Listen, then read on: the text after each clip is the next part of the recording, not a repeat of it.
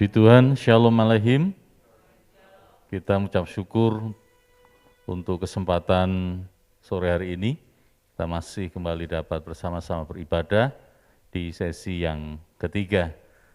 Mari Bapak Ibu Saudara yang dikasihi Tuhan, kita akan awali dalam ibadah kita. Kita akan sama-sama berdiri, kita naikkan pujian kita bahwa dalam Tuhanlah kita senantiasa beroleh kemurahan dan pertolongan.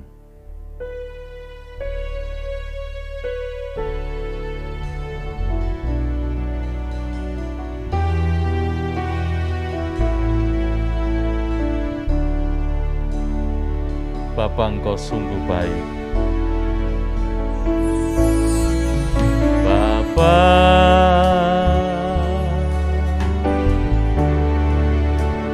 Engkau sungguh baik. Kasih-Mu melimpah di hidupku.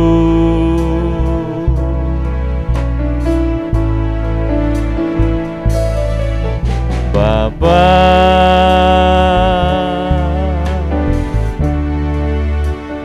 ku berterima kasih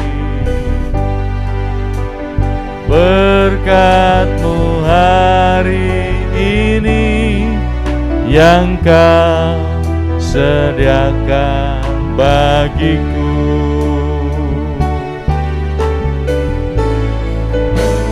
Naikkan syukurku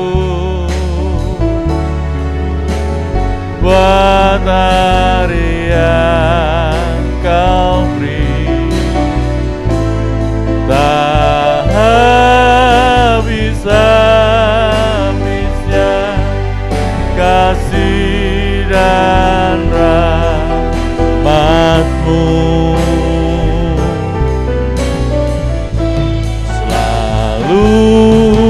Baru dan tak pernah terlambat pertolongan-Mu, besar setia-Mu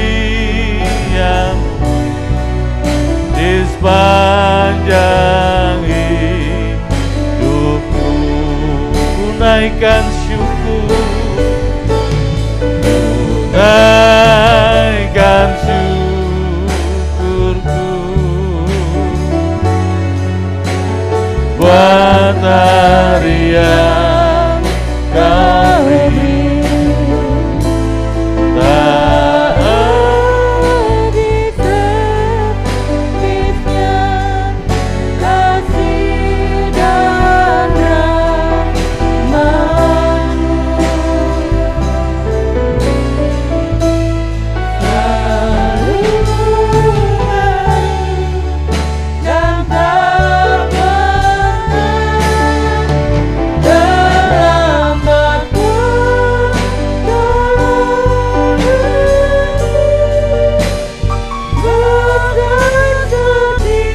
Besar setiamu Tuhan,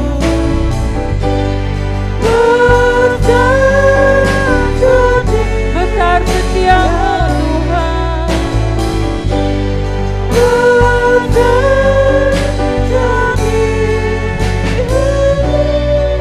di dalam hidupku.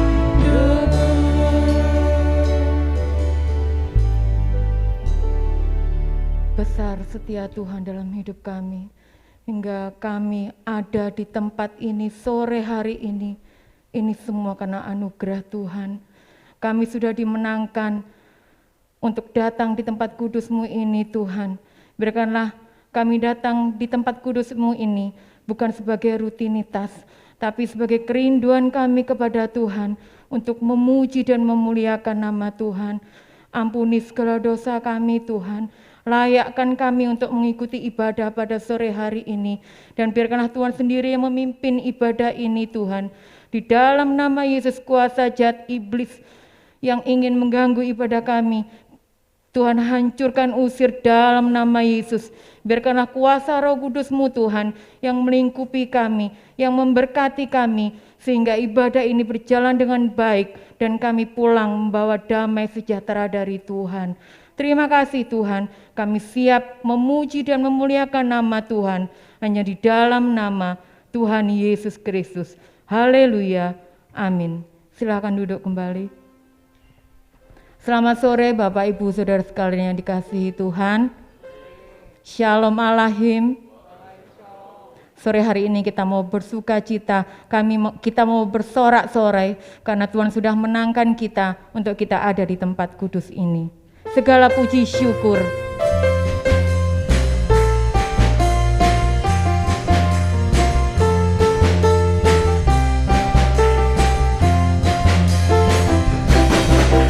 Segala puji syukur hanya bagimu Tuhan.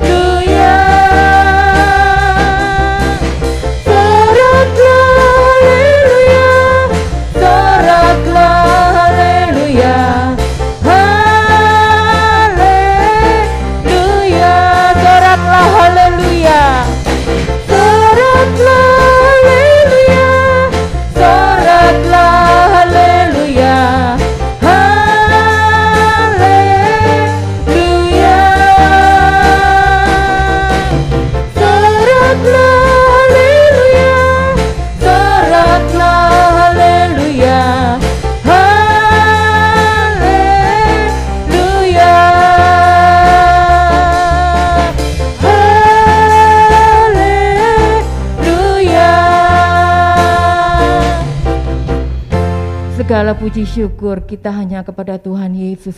Jangan pernah tinggalkan Tuhan, karena Tuhan Yesus baik dan hanya bersama Tuhan kita sanggup melakukan perkara-perkara yang besar. Bersama Yesus.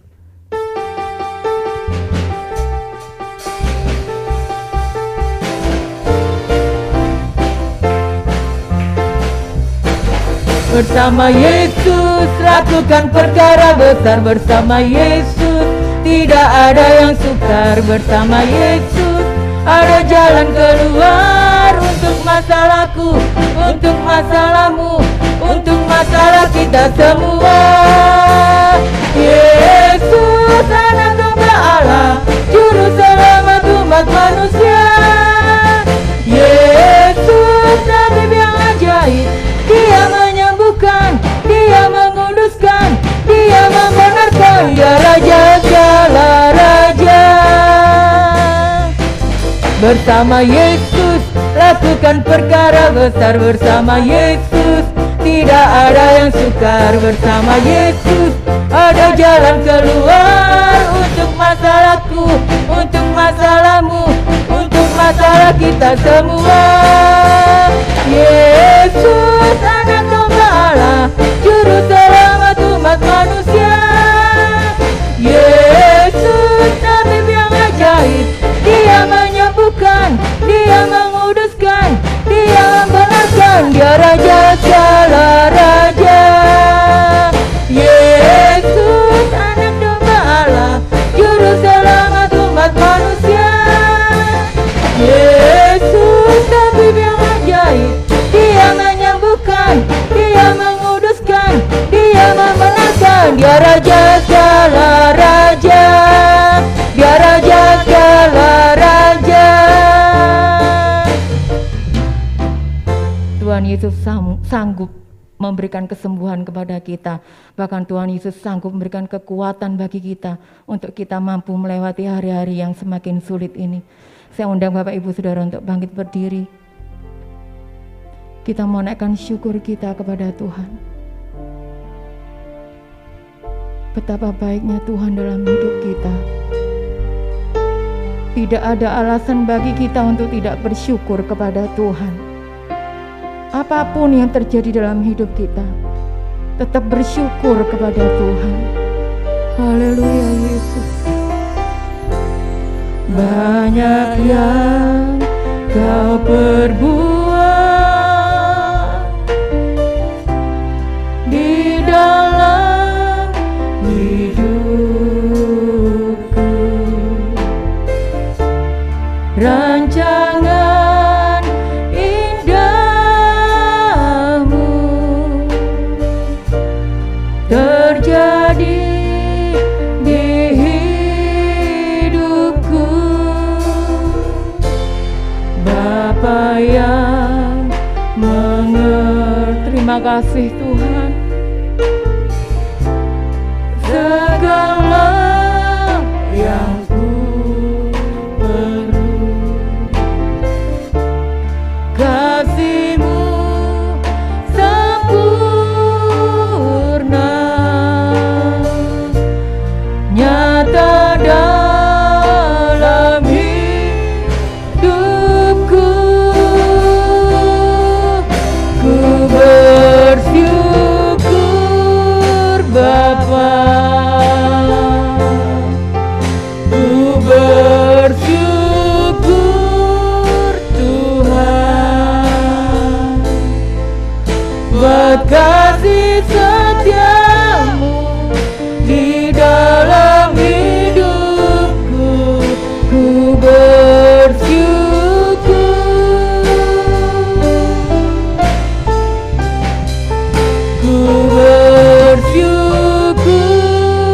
Bapa, ku bersyukur Tuhan, buat kasih setia-Mu di dalam hidupku. Ku bersyukur Tuhan. Katakan dengan segenap hati kita, ucapkan syukur kita kepada Tuhan. Banyak yang Kau perbuat di dalam hidupku.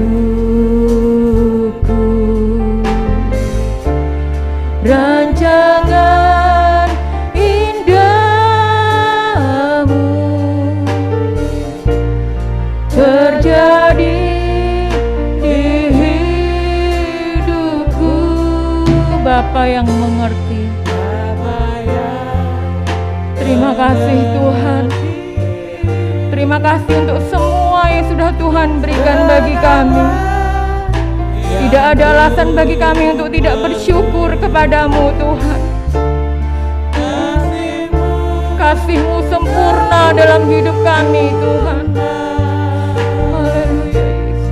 Nyata dalam hidupku. Ku bersyukur Bapa, ku bersyukur Tuhan, buat kasih setia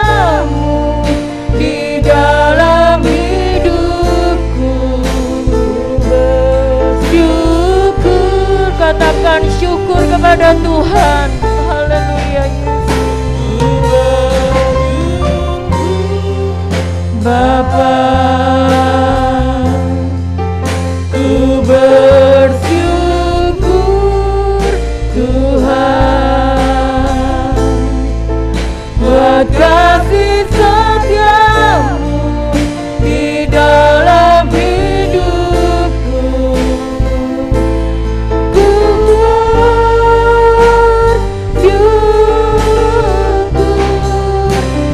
bersyukur Bapa, ku bersyukur Tuhan buat kasih setiamu di dalam hidupku. Ku bersyukur, ku bersyukur,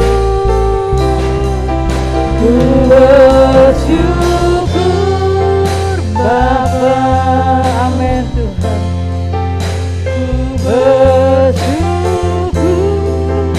Tuhan buat kasih setiamu, buat kasih setiamu di dalam hidupku. Ku bersyukur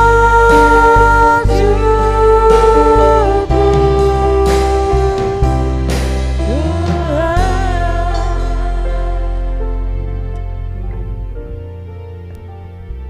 Kami bersyukur kepadamu Tuhan, karena kasih setiamu dalam kehidupan kami begitu banyak Tuhan.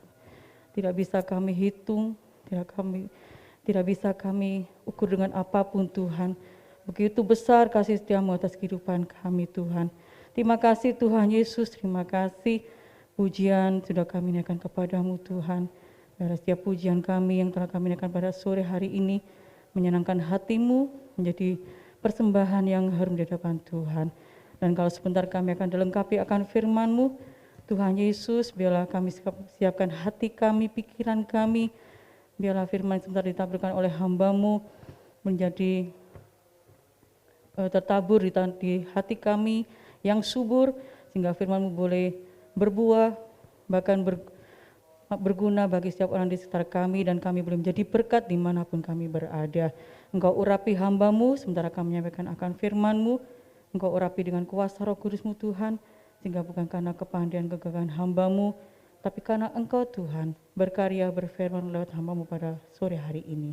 Berfirmanlah Tuhan, kami siap untuk mendengarkannya, hanya di dalam nama Tuhan Yesus Kristus sebagai Tuhan dan Juru Selamat kami yang hidup. Haleluya, amin.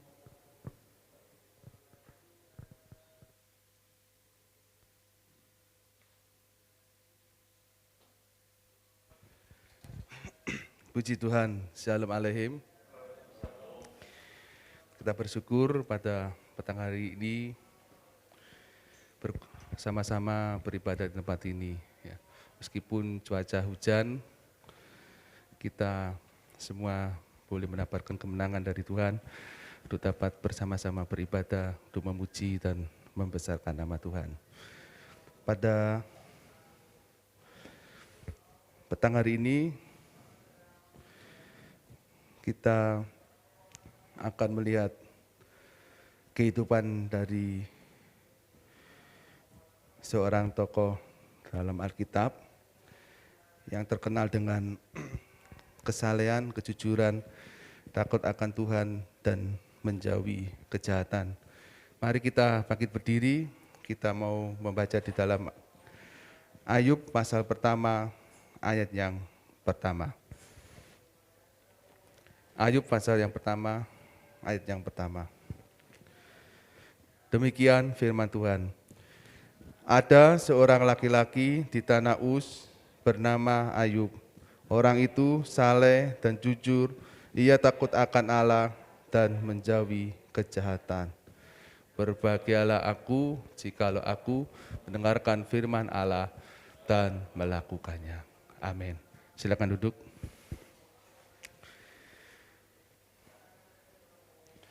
Di sini Ayub diterangkan, dijelaskan bahwa orang itu saleh, dan jujur. Ia takut akan Allah dan menjauhi kejahatan. Dalam dewasa ini, tentunya kehidupan yang saleh, yang jujur, yang takut akan Tuhan dan menjauhi kejahatan sangat jarang kita jumpai. Termasuk di tengah-tengah orang Kristen, di tengah-tengah kehidupan kita. Tetapi pada kesempatan petang hari ini kita diingatkan dari seseorang yang bernama Ayub. Dia hidup yang saleh, jujur, hidup takut akan Allah, dan hidupnya selalu menjauhi kejahatan. Sehingga dalam kehidupannya kita bisa lihat bagaimana kekayaan dari Ayub begitu dilimpahi, diberkati Tuhan, begitu luar biasa. Di ayat yang ke-3 itu ya, bagaimana kekayaan Ayub yang luar biasa. Ia memiliki 7.000 ekor kambing domba, 3.000 ekor unta, 500 pasang lembu, 500 keledai betina, dan budak-budak dalam jumlah yang sangat besar. Kalau dikurskan rupiah ya mungkin bisa sampai miliaran atau triliunan ya kekayaannya ini. Begitu luar biasa. Sehingga di ayat yang ke-8, Tuhan bertanya kepada iblis ya, apakah engkau memperhatikan hambaku Ayub? Sebab tiada seorang pun di bumi seperti dia, yang demikian saleh dan jujur, yang takut akan Allah dan menjauhi kejahatan. Allah yang maha besar sungguh mengagumi dari kehidupan Ayub yang hidupnya saleh, jujur, takut akan Tuhan, dan menjauhi kejahatan. Kalau dilihat dari Kamus Bahasa Indonesia, saleh adalah taat dan sungguh-sungguh menjalankan ibadah. Juga memiliki pengertian suci dan beriman. Ya. Ketika kita melakukan ketaatan dan sungguh-sungguh dalam menjalankan ibadah, kemudian kita menjaga kekudusan dan beriman kepada Tuhan, maka hal itu dapat dikatakan saleh. Kemudian jujur adalah lurus hati, tidak berbohong, tidak curang, tulus, dan ikhlas. Dan takut akan Tuhan adalah kekaguman yang penuh hormat pada kuasa, keagungan, dan kekudusan Allah, menghasilkan di dalam diri kita suatu ketakutan kudus untuk melanggar kehendak-Nya yang ternyatakan. Jadi hidup takut akan Tuhan adalah suatu kekaguman kita kepada Tuhan, rasa hormat, kemudian ada timbul rasa takut yang kudus, takut untuk melanggar kehendak-Nya, takut untuk melakukan kejahatan. Dan menjauhi kejahatan tentunya tidak suka yang jahat, tapi melakukan kebaikan-kebaikan menurut firman Tuhan. Ya. Keempat hal ini dimiliki oleh Ayub, sehingga Allah mengagumi kehidupan Ayub ini. Ya. Saleh, jujur, takut akan Tuhan, menjauhi kejahatan. Kehidupan saat ini, ketika kita membangun kehidupan iman, banyak di antara kita kehidupannya menjadi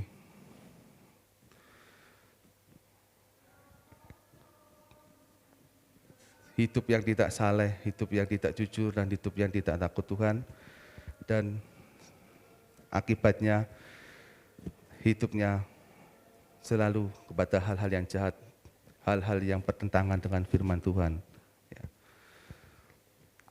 Karena hidup dalam dunia tentu banyak tantangan, banyak rintangan. Kita mungkin kalau membaca kisah Ayub ini sambil lalu mungkin merasa begitu saja. Tetapi kalau kita mau merenungkan bagaimana Ayub ini bisa membangun kehidupan yang saleh, kehidupan yang jujur, yang takut akan Tuhan dan menjauhi kejahatan, tentunya juga banyak pergumulan, banyak hal yang harus diperjuangkan. Ya.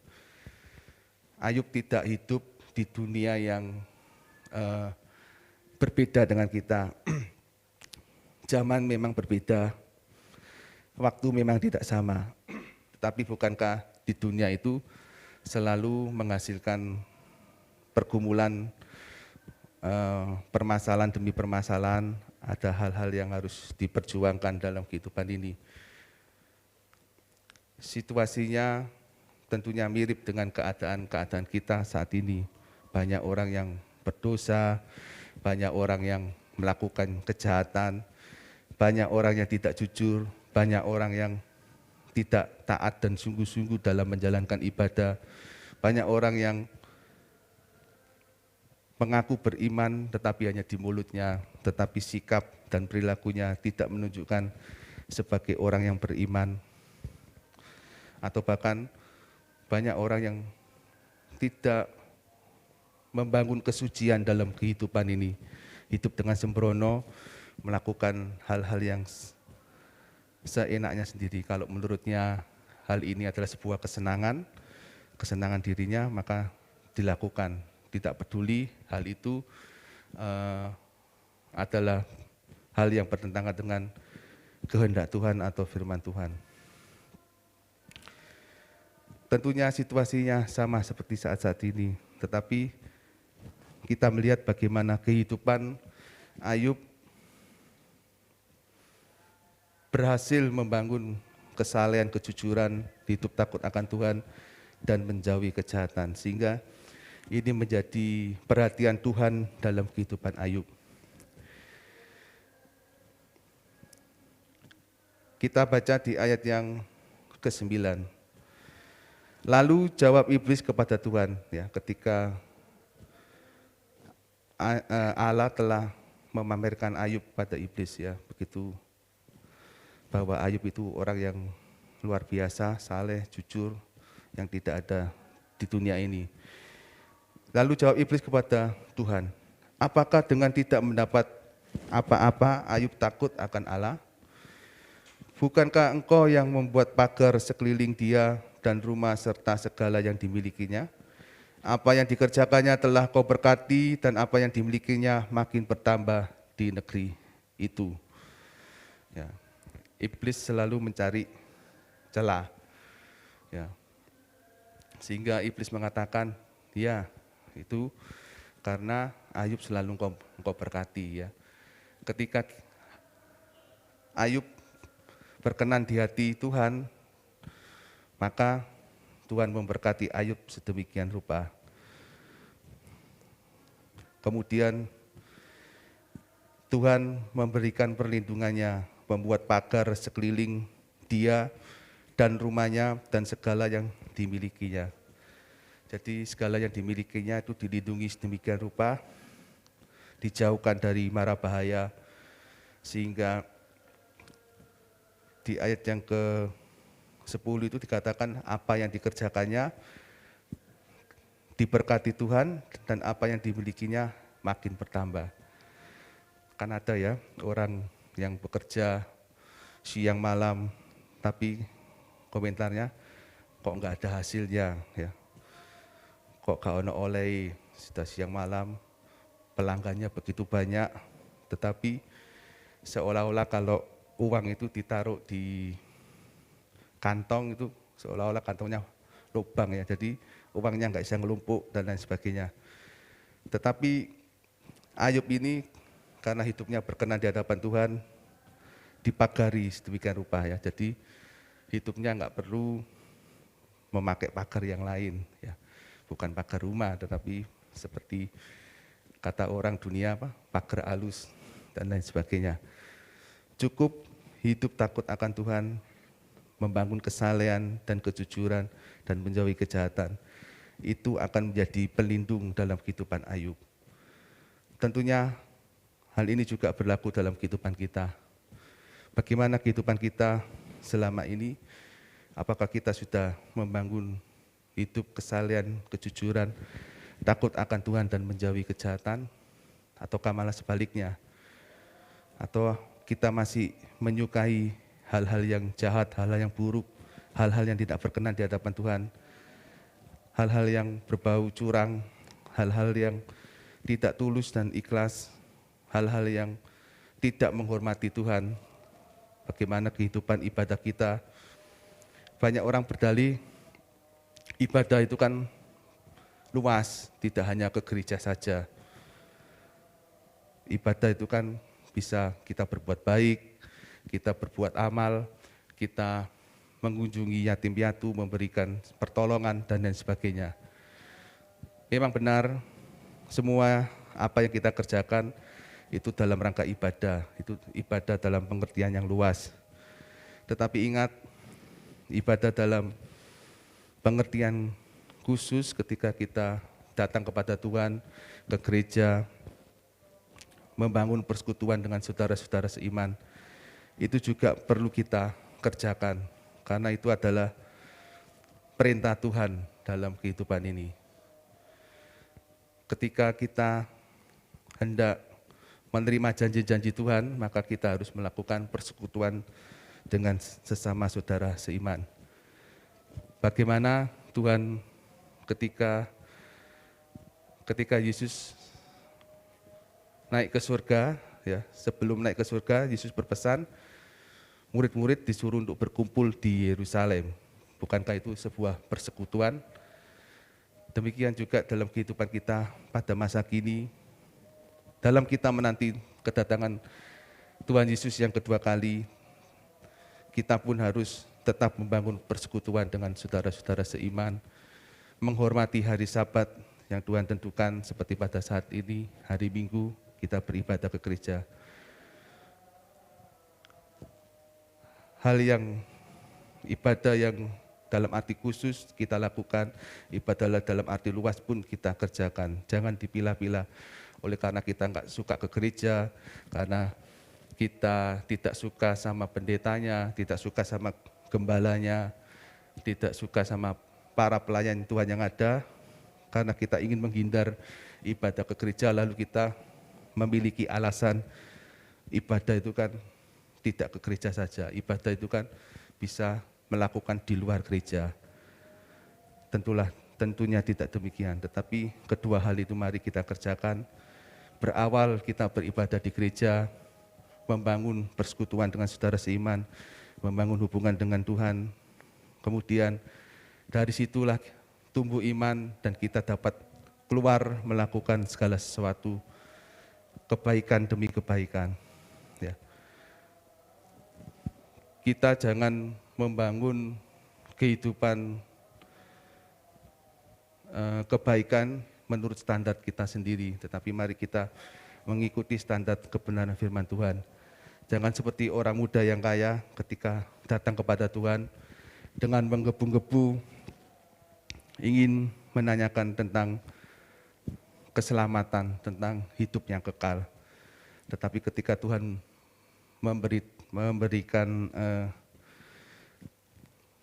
memberikan rahasianya bahwa hidup yang kekal cuma satu, harus taat pada perintah Tuhan, dan ketika menyuruh menjual segala miliknya, akhirnya orang muda ini tidak mampu melakukannya. Ya. Baik, orangnya baik, moralnya baik, tetapi dia membangun kebaikan itu berdasarkan pikirannya sendiri, tidak berdasarkan standar firman Tuhan. Kalau berdasarkan standar firman Tuhan, maka apapun yang Tuhan perintahkan dalam kehidupan orang muda ini harusnya ditaati dan diikuti. Tetapi orang muda ini lebih berat hartanya daripada mengikut Tuhan secara tulus. Ya. Mari kita bangun ibadah kita, ketaatan kita, kesucian kita, dan iman kita. Iman ini sangat penting ketika Tuhan memberikan perumpamaan tentang hakim yang lalim, ya, bagaimana murid-murid itu dianjurkan untuk selalu berdoa, tiada keputusan, senantiasa berdoa.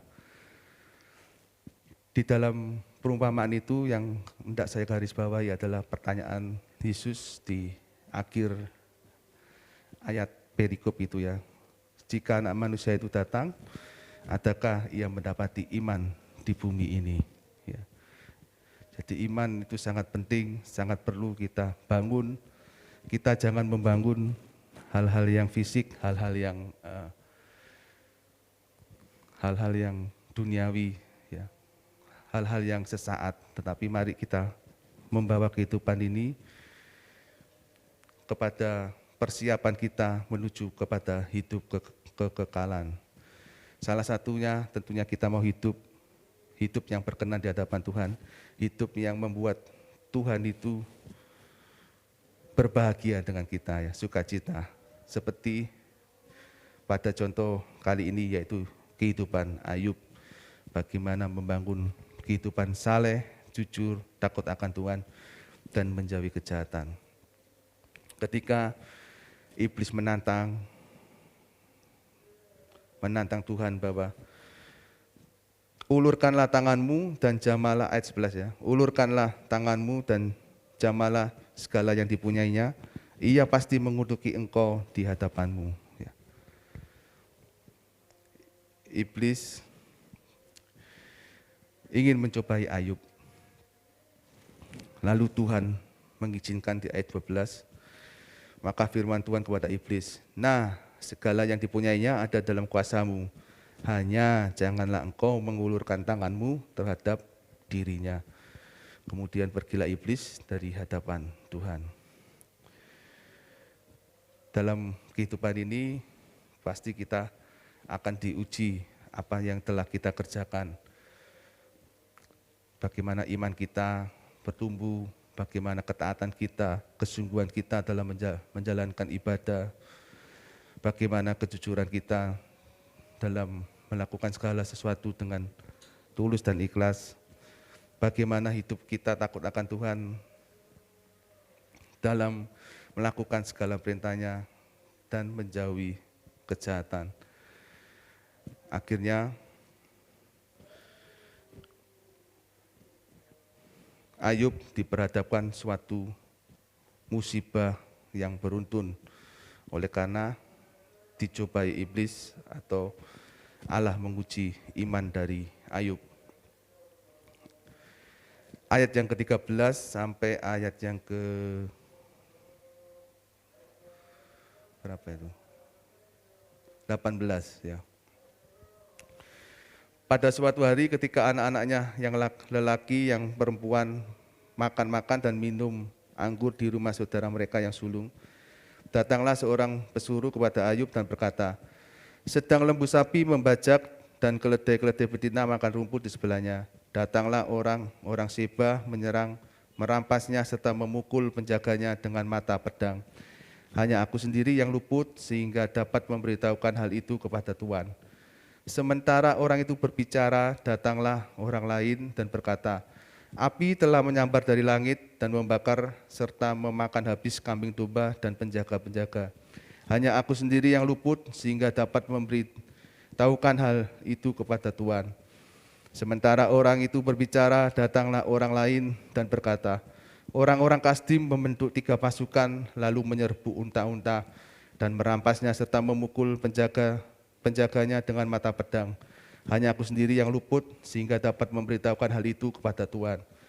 Sementara orang itu berbicara, datanglah orang lain dan berkata, anak-anak Tuhan yang lelaki dan yang perempuan sedang makan-makan dan minum anggur di rumah saudara mereka yang sulung. Maka tiba-tiba angin ribut bertiup dari seberang padang gurun. Rumah itu dilandanya pada 4 penjuru. Rumah penjurunya dan roboh menimpa orang-orang muda itu sehingga mereka mati. Hanya aku sendiri yang luput sehingga dapat memberitahukan hal itu kepada Tuhan. Ya. Ketika Tuhan mempersilahkan iblis untuk mencobai Ayub, untuk mengambil semua berkat-berkat yang pernah didapatnya, maka musibah beruntun dialami oleh Ayub. 1000 lembu dan 500 keledai betina dirampas orang Sheba. 7.000 kambing dan domba habis disambar api dari langit. Ayat 16 ya. Itu dalam waktu yang bersamaan berita itu beruntun ya. 3.000 unta dirampas orang Kasdim dan 10 anaknya mati semua karena angin ribut yang membuat rubuh rumahnya di rumahnya anak sulung itu ya. 4 peristiwa ini terjadi secara bersamaan. Ya. Bagaimana dapat kita bayangkan sedihnya ya. Kalau orang dunia mengatakan sudah mengalami kesialan yang luar biasa, mengalami hal yang sungguh habis-habisan, ya. Kekayaan yang begitu luar biasa, habis dalam sekejap mata. Ini juga menjadi peringatan kita bahwa kekayaan yang kita miliki, kekayaan yang kita kumpulkan, itu sewaktu-waktu dapat habis dalam sekejap saja. Kalau Tuhan menghendaki, seperti Ayub ini, bisa dalam sekejap habis, menjadi nol, menjadi zero. Oleh sebab itu, janganlah andalkan kekayaan yang kita miliki, kekayaan yang telah kita timbun. Tetapi teruslah hidup dalam persekutuan dengan Tuhan, bangunlah hidup iman kita di hadapan Tuhan. Sehingga ketika sesuatu hal yang terjadi dalam kehidupan kita, ada hal-hal yang Tuhan ambil, maka kita siap untuk merespon dengan benar, ya, seperti Ayub ini. Kita ketika hidupnya dibangun sedemikian rupa sehingga dikatakan saleh, jujur, takut akan Tuhan dan menjauhi kejahatan, maka Ayub pun nanti kalau kita baca responnya sesuai dengan apa yang dikehendaki Tuhan. Ya. Kalau dipikir secara manusia tentu masuk akal kalau Ayub memberontak kepada Tuhan, kalau Ayub mengatakan bahwa Allah yang melakukan tidak adil dan lain sebagainya. Atau mungkin seperti yang dikatakan oleh sang pemazmur di dalam Mazmur pasal 73, kalau nggak salah ayat yang ke-13, di situ dikatakan percuma mempertahankan hidup yang bersih, percuma membangun kesalehan hidup, percuma membangun kejujuran, hidup takut akan Tuhan dan menjauhi kejahatan. Ya. Sia-sia sama sekali aku mempertahankan hati yang bersih dan membasuh tanganku tanda tak bersalah. Bisa saja Ayub mengatakan demikian dalam situasi yang begitu rupa, ya, musibah yang beruntun yang dialaminya. Semua ternaknya habis, anaknya pun habis. Tetapi bagaimana respon dari Ayub? Di ayat yang ke-20 sampai 22. Maka berdirilah Ayub, lalu mengoyak jubahnya dan mencukur kepalanya, kemudian sujudlah ia menyembah.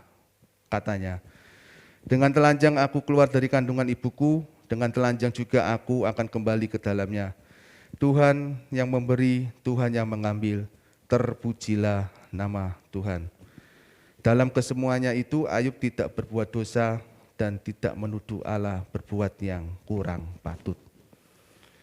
Ini adalah sikap iman yang luar biasa. Tidak bisa dibangun hanya sekejap, hanya satu waktu, tetapi dibangun dari hari ke hari, dibangun terus-menerus dengan Tuhan. Sehingga kemalangan itu terjadi dalam kehidupan Ayub, Ayub tidak langsung murtad kepada Tuhan. Ayub tidak langsung protes kepada Tuhan atau menuduh Tuhan berbuat yang kurang patut. Dikatakan di situ, dengan telanjang aku keluar dari kandungan ibuku, dengan telanjang juga aku kembali ke dalamnya. Tuhan yang memberi, Tuhan yang mengambil, terpujilah nama Tuhan. Ini kalimat diucapkan dengan benar-benar dari kejujuran, ketulusan hatinya. Bukan dengan mangkel ya. Bisa saja dengan marah, dengan jengkel. Wis cipik-cipikin Tuhan dan lain sebagainya. Tetapi tidak, dengan penuh pengucapan syukur bahwa Tuhan yang memberi, maka Tuhanlah yang berhak mengambil. Terpujilah nama Tuhan. Dan akhirnya di pasal yang kedua ayat yang ketiga. Firman Tuhan kepada iblis, apakah engkau memperhatikan hambaku Ayub? Ya, ini iblis ditanyai lagi pada Tuhan. Sebab tiada seorang pun di bumi seperti dia yang demikian saleh dan jujur, yang takut akan Allah dan menjauhi kejahatan. Tambahannya, ia tetap tekun dalam kesalehannya meskipun engkau telah membujuk aku melawan dia untuk mencelakakannya tanpa alasan. Ya. Ia tetap tekun dalam kesalehannya meskipun Allah melakukan mencelakakannya tanpa alasan. Ya. Karena Allah juga ingin menguji kesetiaan dari Ayub. Tetapi Allah melihat respon Ayub pun menjadi senang dan kembali membanggakannya di hadapan si iblis itu ya. Respon Ayub setelah mendengar berita buruk atau mengalami hal-hal yang buruk dalam hidupnya. Yang pertama tadi sudah saya singgung di ayat 22 bahwa Ayub tidak menuduh Allah berbuat yang kurang patut. Dengan telanjang aku keluar dari kandungan ibuku, dengan telanjang juga aku kembali ke dalamnya. Kemudian yang kedua, Ayub tetap tekun dalam kesalehannya. Dia tidak menjadi putus asa, dia tidak menjadi lemah imannya, tetapi dia tetap melakukan ketekunan. Di ayat 3 yang sudah kita baca tadi, itu pengakuan dari Allah sendiri bagaimana melihat respon Ayub yang sedemikian rupa. Kemudian kesaksian dari istrinya di ayat yang ke-9. Maka berkatalah istrinya kepadanya, masih bertekunkah engkau dalam kesalehanmu? Kutukilah Allahmu dan matilah. Istrinya ini rupanya tidak senang dengan apa yang dilakukan oleh Ayub. Sudah habis semuanya, kemudian akhirnya Tuhan iblis mencobai lagi yang kedua, mendapatkan penyakit yang luar biasa di ayat yang ke-7, pasal 2 ayat yang ke-7. Kemudian iblis pergi dari hadapan Tuhan, lalu ditimpanya Ayub dengan bara yang busuk dari telapak kakinya sampai ke batu kepalanya. Lalu Ayub mengambil sekeping beling untuk menggaruk-garuk badannya sambil duduk di tengah-tengah abu. Duduk di tengah abu itu menandakan keprihatinan, kesedihan. Itu yang dilakukan orang-orang pada zaman itu. Sudah kehilangan harta benda, kehilangan anak, dapat penyakit lagi ya. Penyakitnya enggak tanggung-tanggung, seluruh tubuh, seluruh badan ini mengalami sakit, ada bara, kemudian sampai digaruk dengan beling, ya, menggaruk-garuk badannya. Melihat penderitaan Ayub itu, istrinya tidak memberi dorongan untuk tetap setia kepada Tuhan, tetap taat kepada Tuhan, tetapi malah mengajaknya untuk mengutuki Allah, mengutuki Tuhan. Ya. Tentunya kita jangan mencontoh dari istri Ayub ini. Kita, Bapak, Ibu, saudara-saudari, jika ada saudara kita yang mengalami penderitaan, entah itu suami Bapak Ibu atau istri, ya, anak, janganlah biar cepat mati, kutuki aja Tuhan dan lain sebagainya. Tentunya saudara harus memberikan kekuatan, ya, seharusnya memberikan penghiburan untuk tetap setia, untuk tetap datang kepada Tuhan. Tetapi istri Ayub ini level imannya berbeda dengan Ayub, ya, sehingga ketika melihat penderitaan sedemikian rupa, dia tidak tahan, akhirnya mengatakan demikian, masih bertekunkah engkau dalam kesalehanmu? Berarti istri Ayub ini melihat bahwa Ayub dalam penderitaannya, dalam sakitnya, tetap tekun dalam kesalehannya. Biarlah dua hal ini menjadi pegangan dalam kehidupan kita dalam menghadapi situasi yang tidak enak, musibah, hal-hal yang buruk. Pertama, imani bahwa Tuhan, jangan menuduh Allah berbuat yang kurang patut. Tetaplah belajar untuk bersyukur. Seperti Ayub ini, sadari bahwa kita datang ke dunia ini tidak membawa apa-apa. Tentu nanti kita kembali kepada Tuhan tidak membawa harta benda yang ada di dunia ini. Yang kita bawa adalah iman kita masing-masing. Yang kita bawa adalah pertanggungjawaban di hadapan Tuhan.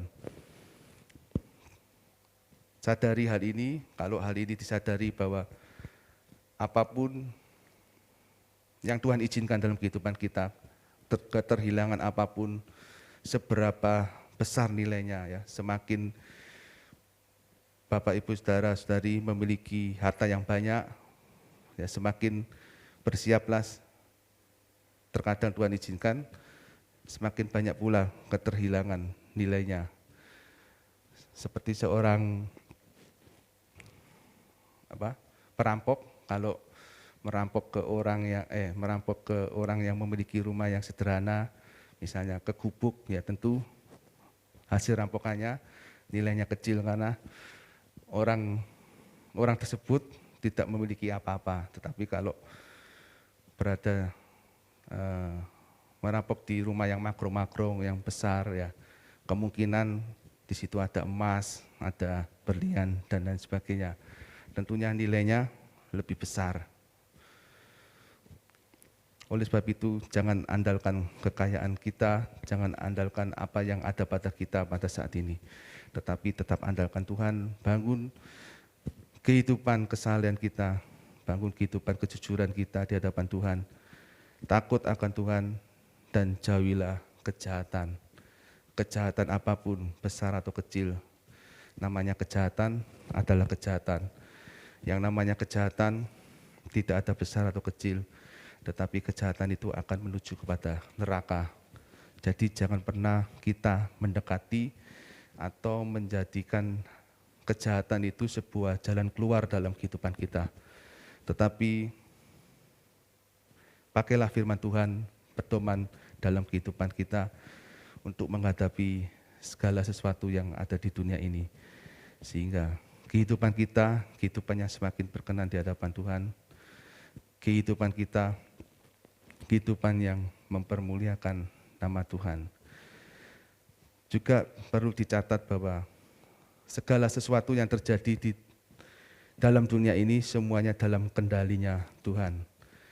Ketika Allah mempersilakan iblis untuk mencobai Ayub, mengambil segala harta miliknya, selalu ada batasan yang diberikan oleh Tuhan.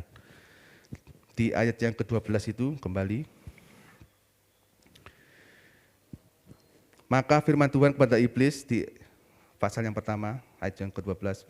Maka firman Tuhan kepada iblis, segala yang dipunyainya ada dalam kuasamu. Nah ini, hanya janganlah engkau mengulurkan tanganmu terhadap dirinya.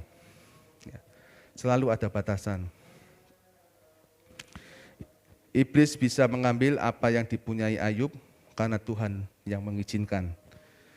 Jadi kesimpulannya, kalau Tuhan tidak mengizinkan, maka iblis tidak bisa menerobos masuk. Kalau kehidupan kita membangun hidup yang benar di hadapan Tuhan seperti Ayub. Dan yang kedua, Tuhan memberikan batasan kepada iblis dalam mencobai Ayub. Tuhan selalu memberikan batasan, jadi kendalinya tetap di tangan Tuhan. Oleh sebab itu mari kita percayakan hidup ini kepada Tuhan. Apapun situasi yang kita hadapi saat ini, kalau situasi senang, kita merasa senang. Tetapi kalau situasi yang sedih ini yang membahayakan, banyak orang yang jatuh oleh karena kesedihan, oleh karena musibah, oleh karena hal-hal buruk yang terjadi dalam kehidupannya, oleh karena kekecewaan terhadap sahabatnya, terhadap keluarganya, terhadap orang tuanya. Tetapi mari kita belajar kebenaran firman Tuhan bahwa kita serahkan semuanya ke dalam tangan Tuhan, karena sungguh hanya Tuhan yang memegang kendali dalam kehidupan ini. Siapapun, kuasa apapun tidak dapat menerobos kalau kita di backup dengan kuasa Tuhan. Cukup nama Yesus yang akan mengawal kehidupan kita. Oleh sebab itu mari kita bangun iman kita, kesalihan kita, kejujuran kita, hidup takut akan Tuhan, dan jauhilah kejahatan. Demikian renungan yang dapat saya sampaikan. Biarlah kehidupan kita semakin berkenan di hadapan Tuhan. Jangan pernah mengatakan percuma membangun kehidupan yang saleh, percuma membangun atau percuma bertekun dalam kesalehan, tetapi semuanya itu mendatangkan kebaikan dalam kehidupan kita. Kita diberi perlindungan, ya, kita diberkati sedemikian rupa. Kalau kita diuji oleh Tuhan, Allah memberikan kesempatan iblis untuk mencobai kita, kita pun harusnya tetap tekun dalam kesalehan dan kita tetap mempercayakan hidup ini kepada Tuhan. Jangan pernah kita menyalahkan Tuhan, jangan pernah kita mengatakan bahwa Allah itu tidak adil dan lain sebagainya. Percayalah Allah memberikan yang terbaik dalam kehidupan kita. Kalau nanti pada 2 April nanti kita memperingati kematian Tuhan Yesus di kayu salib, itu adalah bukti kasih-Nya Tuhan kepada kita untuk supaya kita tidak menjadi binasa, tetapi kita memperoleh hidup yang kekal. Oleh sebab itu mari kita perjuangkan hidup ini harus diperjuangkan karena dunia menghasilkan onak dan duri, dunia menghasilkan kesengsaraan dan kesulitan. Tetapi kalau kita di tangan Tuhan, Tuhan akan membela dan Tuhan akan memberikan perlindungannya. Amin. Mari kita bangkit berdiri, kita pujikan waktu Tuhan pasti yang terbaik.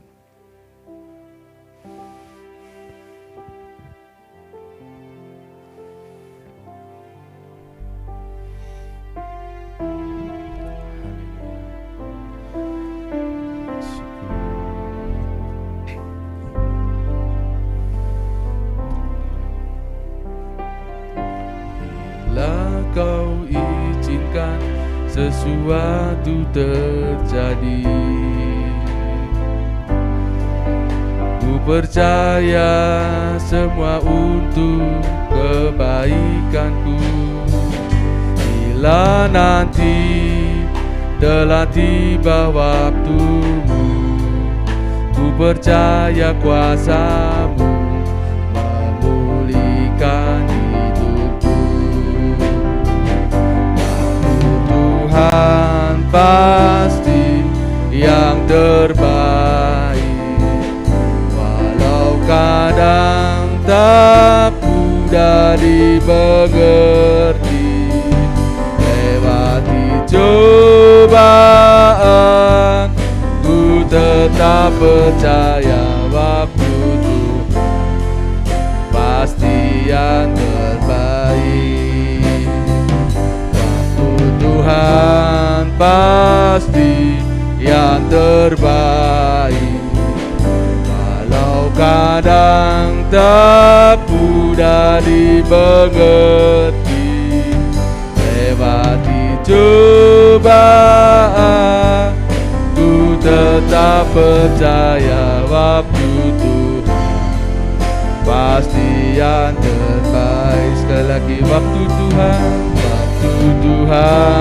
pasti yang terbaik. Walau kadang tak mudah dimengerti, lewati cobaan, ku tetap percaya waktu Tuhan pasti yang terbaik. Waktu Tuhan pasti yang terbaik. Waktu Tuhan pasti yang terbaik. Haleluya.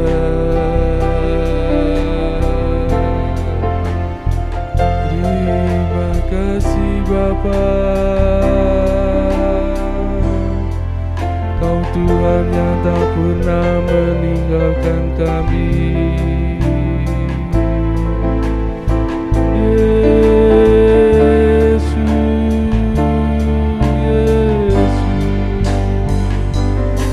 Haleluya.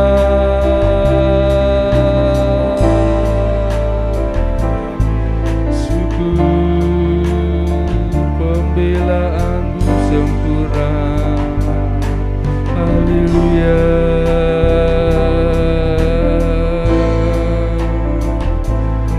Pakailah kami menjadi alatmu.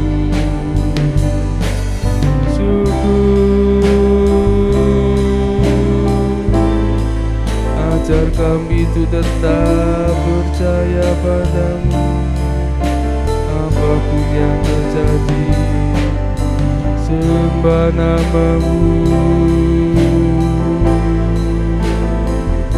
Haleluya.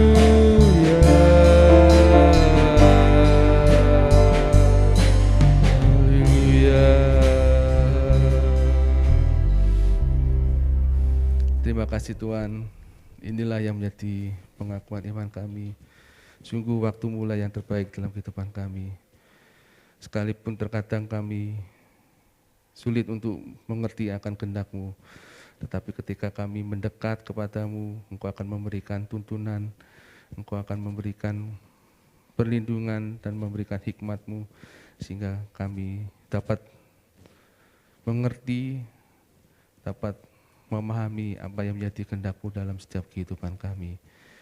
Akal kami manusia tentu tidak dapat menampung apa yang menjadi kehendak-Mu, tetapi dengan kemurahan-Mu, Engkau begitu rupa mau menghampiri kami manusia, sehingga kami semakin hari semakin tercelikkan mata rohani kami, mata kami semakin terbuka oleh karena kuasa-Mu yang melingkupi setiap kehidupan kami. Asalkan kami mau hidup seturut rencana-Mu, hidup seturut dengan kehendak-Mu, sehingga kami dapat mengerti apa yang menjadi kehendak-Mu dalam setiap kehidupan ini, Bapa. Terima kasih Bapa, biarlah kami anak-anak-Mu selalu membangun iman di dalam kehidupan ini. Tidak hanya membangun kekayaan, tidak hanya membangun hal-hal yang duniawi, tetapi justru kami alihkan hidup ini kepada Engkau, kepada Tuhan, karena sungguh tanpa campur tangan Tuhan semuanya sia-sia. Tanpa persekutuan kami dengan Tuhan, semuanya tidak akan memberikan manfaat apa-apa bagi manusia. Tetapi ketika kami datang kepada Tuhan, menyerahkan seluruh hidup ini kepada-Mu, kami akan memperoleh kekuatan, kami akan memperoleh hal-hal yang ilahi untuk kami kerjakan di dalam dunia ini, sehingga kami melakukan apa yang menjadi kehendak-Mu dalam kehidupan ini Bapa. Terima kasih Bapa, terima kasih biarlah kami meneladani Ayub yang selalu hidup saleh, jujur, takut akan Tuhan dan menjauhi kejahatan. Sekalipun banyak orang dunia yang tidak melakukan hal ini, tetapi hidup kami bukan ditentukan oleh banyaknya orang dunia yang melakukannya, tetapi hidup kami ditentukan oleh kebenaran firman-Mu, sehingga firman-Mu membentuk dan menyelamatkan hidup kami, sehingga nama-Mu saja ini dipermuliakan Bapa. Terima kasih Bapa, hamba-Mu terbatas dalam menyampaikan kebenaran firman-Mu, tetapi biarlah Roh Kudus-Mu terus memberikan ilham, memberikan pengertian, memberikan tuntunan dan hikmat-Mu dalam kehidupan ini, dan nama-Mu saja yang dipermuliakan. Terima kasih Bapa, terima kasih. Kami menyerahkan buat saudara-saudara kami yang lain yang saat ini tidak hadir, yang sudah mendaftarkan diri tetapi berhalangan hadir. Tuhan, Kau memberkati mereka dimanapun mereka berada. Mereka yang kekurangan iman, Kau mau tambahkan iman. Mereka yang sakit, Kau mau sembuhkan. Mereka yang bermalas-malasan, Tuhan, Kau mau jamah supaya mereka lebih giat lagi untuk mengikut akan Tuhan, lebih giat lagi untuk beribadah kepada Tuhan, sehingga keluarganya semakin dipulihkan, nama-Mu semakin dipermuliakan melalui kehidupan anak-anak-Mu yang ada. Kami yang hadir pada petang hari ini, kami serahkan ke dalam tangan-Mu segala kebutuhan, segala kerinduan kami serahkan dalam tangan-Mu, supaya Engkau sendiri yang mengatur, Engkau sendiri yang menjawab setiap kehidupan kami masing-masing. Kami juga teringat buat bangsa dan negara kami. Kau mau berkati bangsa ini dengan kelimpahan kasih-Mu. Kau mau berkati bangsa ini dengan keamanan dan ketentraman. Yang tadi barusan ada peristiwa pembunuh diri, Tuhan, kami serahkan dalam tangan-Mu. Para korban yang ada kami serahkan dalam tangan-Mu. Biarlah Kau mau berikan hikmat marifat bagi TNI Polri yang ada supaya dapat mengungkap kasus ini. Dan biarlah Tuhan kelompok-kelompok yang tidak bertanggung jawab, yang ingin memecah belah bangsa ini, Kau mau gagalkan segala rancangan mereka. Biarlah Tuhan mereka semua yang melakukan kejahatan, biarlah dapat bertobat dan sujud menyembah di bawah kaki-Mu. Terima kasih Bapa, terima kasih. Berkati juga pemerintahan kami, berikan hikmat marifat dalam mengatasi pandemi ini, sehingga pandemi ini segera berlalu. Masyarakat yang ada dapat mengikuti setiap anjuran-anjuran pemerintah yang ada, jauhkan dari pemberontakan. Biarlah kami semua memiliki hati yang patuh terhadap pemerintah, karena pemerintah adalah wakil Allah. Terima kasih Bapa, terima kasih Yesus, terima kasih. Segala puji hormat syukur naikkan kepadamu, Allah Bapa, Allah Putra, Allah Roh Kudus. Haleluya,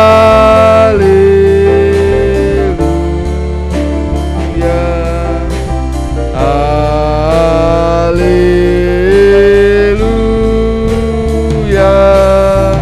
haleluya.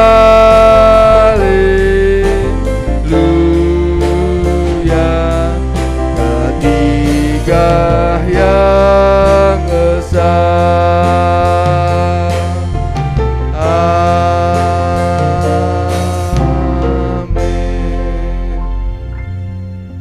Biarlah Tuhan berkat-Mu melimpah atas kami semua.